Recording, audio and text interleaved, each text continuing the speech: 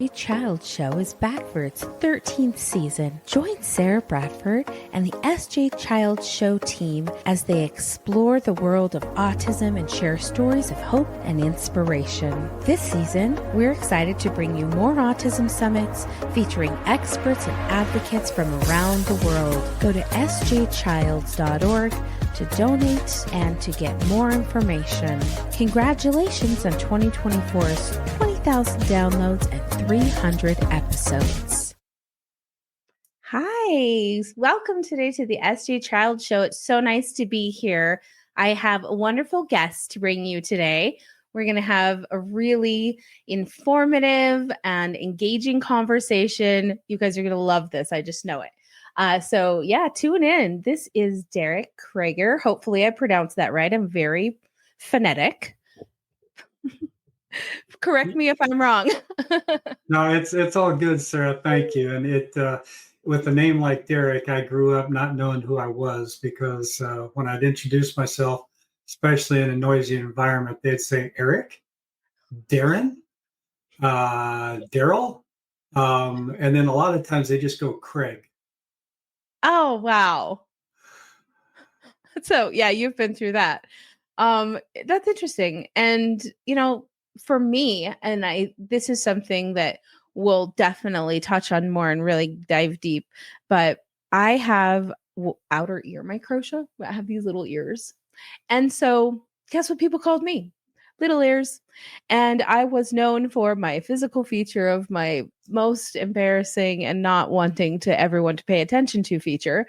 And isn't that interesting that we kind of get labeled and tied into these ideas of other people and how they perceive us. And then we really hold on to some of those things and attach those things to ourselves when we're little.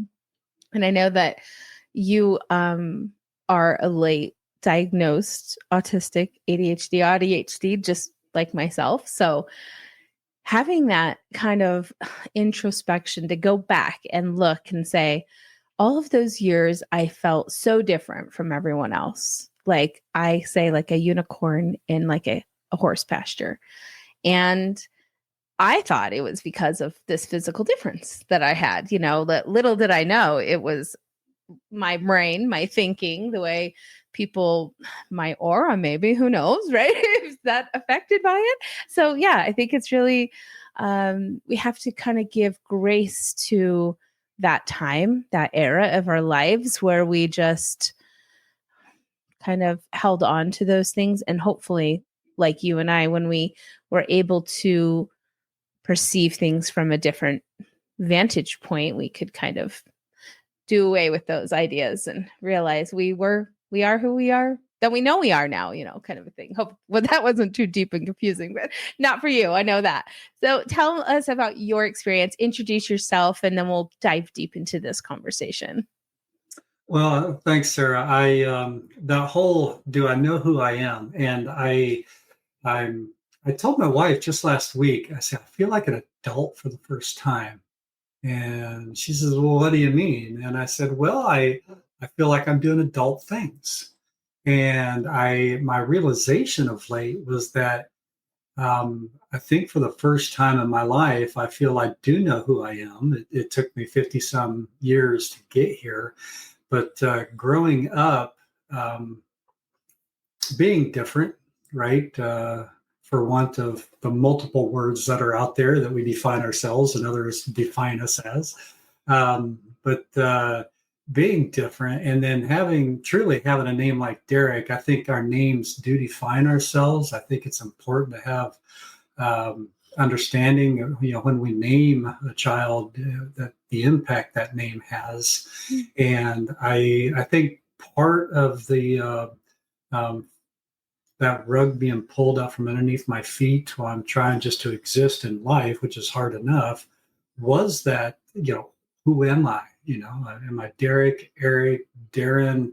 And then I still get this Craig, even after I speak with somebody and I send an email and they reply back, they say, thanks, Craig, which I just assume is right. The last part of my name is Crager. Anyway, I did grow up different. I always, felt that I envied the school children that had friends, and I lived out in the country, so that made my travel a little bit different. I don't use the phrase "I walked uphill both ways 10 miles," but I did grow up out in the country, and all of us had in our neighborhood was 4 miles to go around our square, and each one of us had about 5 acres that we grew up on, and I was able to do a lot of stuff outside, woods and creek nearby. But I never really had that friend. I think I had one person for about 2 years until he moved away, Roger Decker, to Florida, and I was left here in Indiana. But I always felt like I was doing something wrong. Do I just not understand? Do I not get jokes? And so I really truly felt like an alien that was just here on Earth to observe, and I've heard other people say that. So Yeah. after high school, after high school I went to college because that's what we were supposed to do, and nobody else in my family had ever gone to college. And I didn't know why I was going to college, but I was on my own, so I had to pay my bills and eat. So I ended up getting a job and worked through an apprenticeship. Apprenticeship is a skilled trade position that takes 4 years to go through. So it's on the job training. There's some headlines that you see from time to time, why go to college and come out and make a minimum wage when you can go through a 4-year apprenticeship and come out making $120,000 a year. So back then, it was really that, I mean, for a turn of a phrase, a man's world type of thing, and being different was not a friend to me. So I think I learned quickly and adapted quickly, and my entire life I'm still at this role of it feels not natural to have a friend, so to speak. So I think I've built all these subroutines in my life to, in this situation, do this, in this situation, Yeah. do that.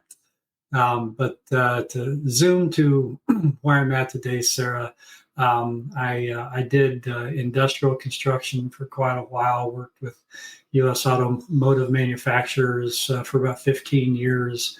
I ended up being a serial entrepreneur, which when anybody uses the term I entrepreneur, do. I do. I see serial entrepreneur. Oh my gosh. I don't know if anybody else says that, Derek. We're doing crazy right now. well, I literally, I never said successful. that's okay. Serial entrepreneur, 100%. And Yeah. you know what that means. I know what that means. I live it. I live that life. Well, well, Sarah, for me, I was just trying to buy friends. I really think so. Oh, yeah. I'd do something neat and I'd invite people to the party, and sometimes it worked out, and honestly, several times it did not. But I did end up building a largest business of its type back from 2000 to 2010.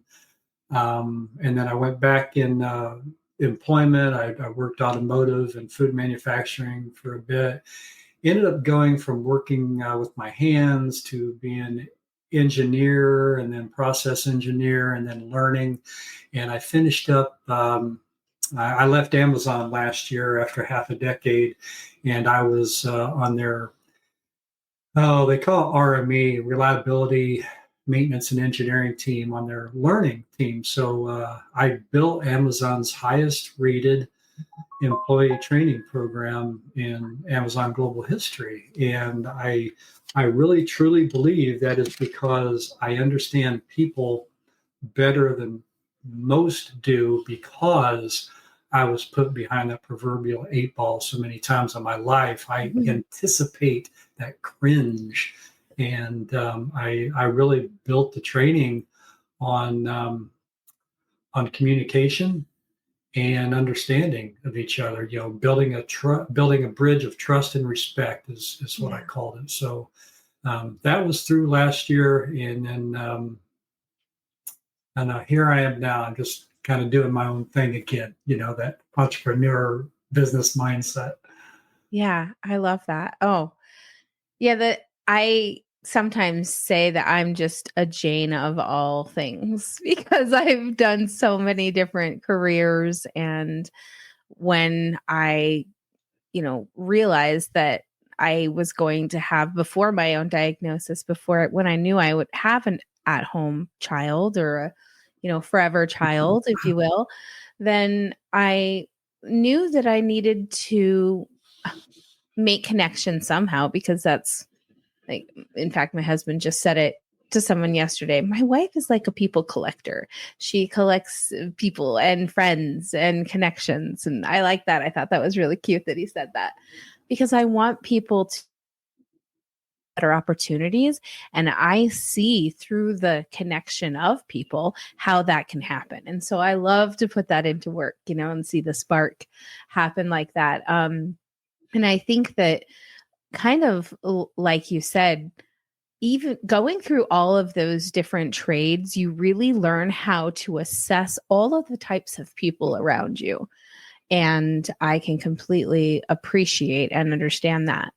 And now that you are kind of on this other side of it all, what goals are you going to be working on next? Like, what's next for you in the upcoming time?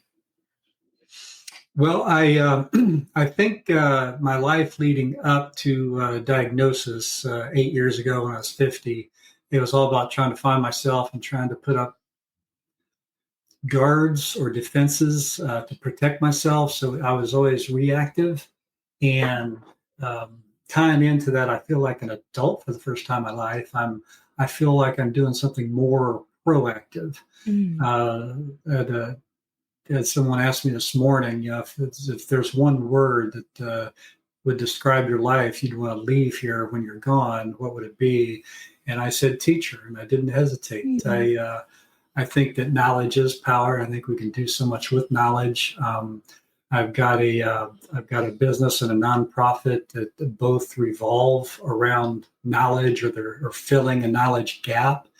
And I leverage AI today. I'm not an AI company, we kind of have a laugh because those that actually are using AI to build something, we don't call ourselves an AI company. I mean, AI is just a tool, and those people are just doing I'm an AI company. Well, are you really? It sounds like you're just focused on the buzzword rather than a process or a product. So, a nonprofit that I have, AI for Autistics, is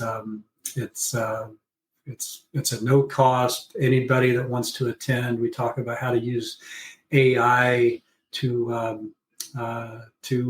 really create their own business. Use AI for non-programmers to write programs and mobile apps and websites. And our people is how I refer. I think a lot of us do. But our people don't have uh, stellar reputations for working a job and staying in a job a long time. The longest I had a job was a union job where I would have been pushed out much sooner if it wasn't a union role. Beyond that, if I got 2 or 3 years at a business, it felt like a long time. So what I'm doing today and moving forward, it's all about filling the knowledge gap.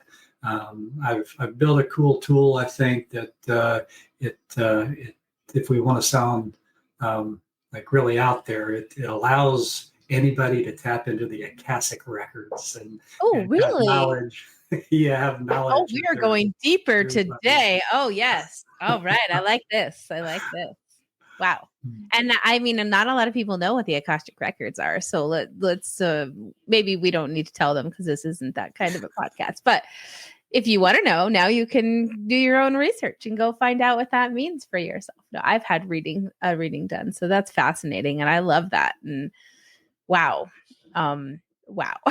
Okay, my brain's like going the little brain emoji. That's, what is it? The little brain explosion emoji just happened. Yeah. So pardon my stumbling over my words now. I'm too excited. Now I'm fangirling over Derek here.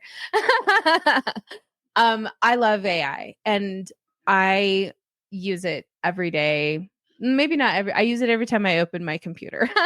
It's some days when I'm taking a break, I might not. But in general, I have found that the access, the time management, the productivity that I've had has been just 800%. It's ridiculous how much it has saved me in time, in this last event that I had, the second annual International Autism Summit, excuse me.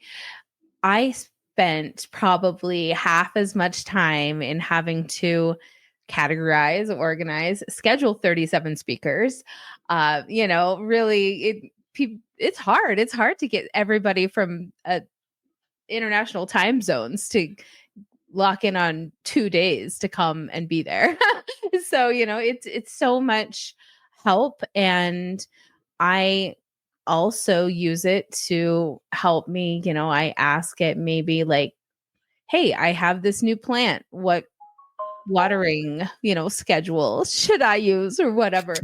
It's just so ultimately can cover so many areas that I guess executive functioning, like a lot of us have a trouble really managing those types of things. And this can give you such just laid out step by step, easy. When something is too hard, I say, break it down. I don't understand what you just said.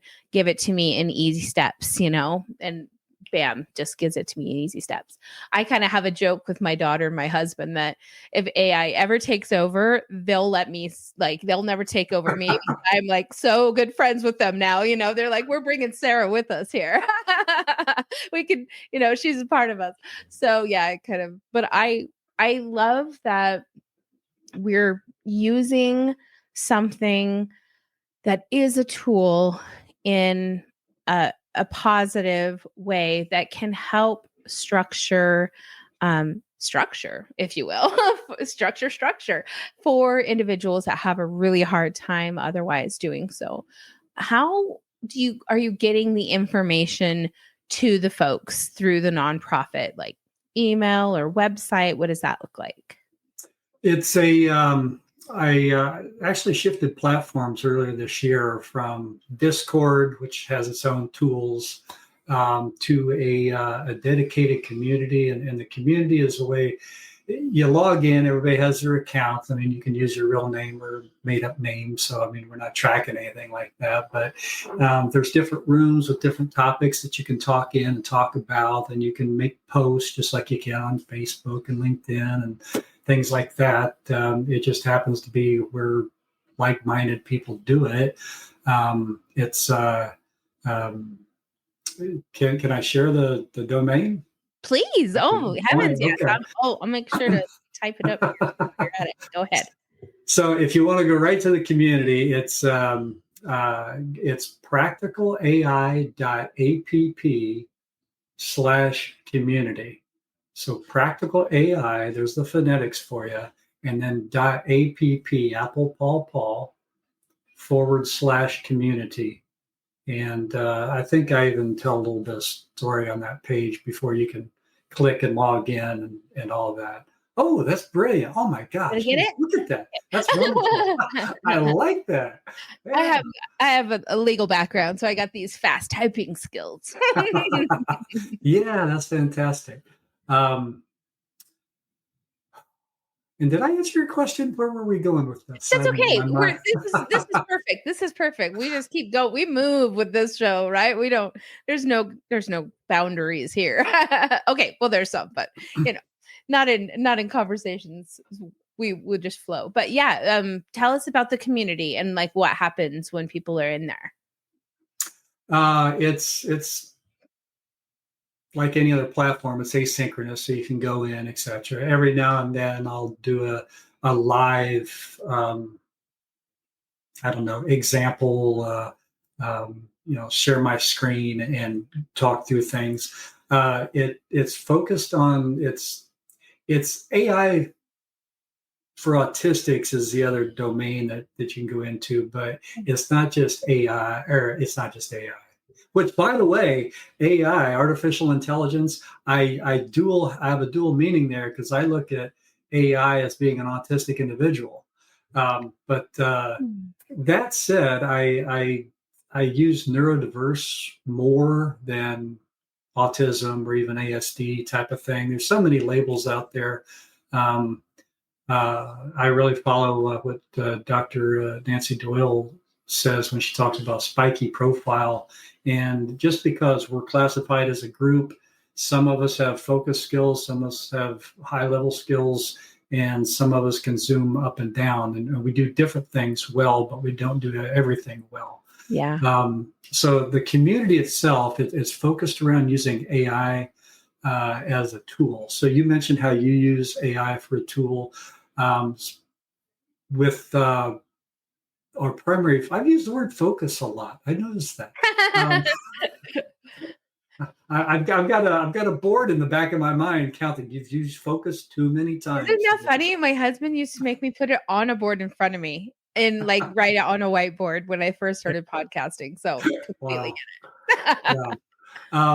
The goal of what we do is to use technology to teach non-programmers how to program. And I think my record, I was presenting to a nonprofit community called Per Scholas, which is they educate people. And I said, well, let me try something. So I typed into this prompt. I said, create a tic-tac-toe game. And that's all I said. And the AI was smart enough that it did its background and its research, and all of a sudden on the screen, all these file names started appearing. And every time a file name appeared, there'd be a window next to it where it was writing code for that file name. So in a matter of about 3 minutes, it created an entire tic-tac-toe game that was available at a dedicated URL. And I shared it with the group, and we started playing tic-tac-toe like within 5 minutes. And it's just a neat example. But people are doing all kinds of things on programming, and programmers are using AI as a tool to to get past the mundane, create so many the basic file structure. And then myself, I don't consider myself a programmer. I'm more of a friendly hacker going back to the 1980s. I used to write some programs in BASIC and save them on an audio cassette, and then put the cassette in an envelope and mail it to Texas Instruments. And for every program that I wrote, they would send back my choice of 5 programs. So basic programming I couldn't even say I was a basic programmer. But today, using AI and through natural language, you can say things like, can you make the background blue instead of red? Can you increase that font size? Can you put together, for the business people out there, a squeeze page, with these topics? And can you create an about us page? And it just does it just through talking. And one thing that I recommend, and it's a tool that I use every time I ask AI to do something, I always finish it with, ask me clarifying questions before proceeding. And that way, it allows the AI to understand better what I want it to do. And it's something that doesn't happen in real life. It allows me to rephrase what I want to come across with closer to the goal. It's a whole impact or intent versus impact, which in real life kind of has failed our people. Yeah, I still say I'm asking clarifying questions. But yeah, it's funny. Boy, how did we not been friends all of this time? We have so much in common. So funny. Oh my gosh. I love those projects and your missions that you're working on. There's a huge gap in employment opportunity in social opportunity for autistics, and being able to create a community for adults is so important, because there's a zillion, kids programs out there. But when it comes to adults, sometimes it's harder to find those structured programs, and especially for people like programmers that want to speak the same language with one another. And I find that just so refreshing. And thank you so much for building a community like that and sharing the information. Like you said, information is such a powerful thing to want to possess. And we have a quote that we say, a little bit of knowledge will turn fear into understanding. And it can really help people out, especially to help understand their kiddo, their teenager, their adult autistic. And, for parents or, service providers that might be listening, this is a great opportunity to share this information with those individuals that will benefit. So please do so. Please share this with them. What is kind of your hope for the future of AI for autistics and the nonprofit, everything? What's your hope moving forward? What do you see like happening, your really big picture? There's a phrase that people like to throw around, empowering the individual, but the best I've ever seen that actually in use is by giving somebody the power to make their own choices. All right. But still, if they're making their own choices and there's no judgment, that's huge. But if they don't have the knowledge to make their own choices, so what I'm looking at is a tool that I have.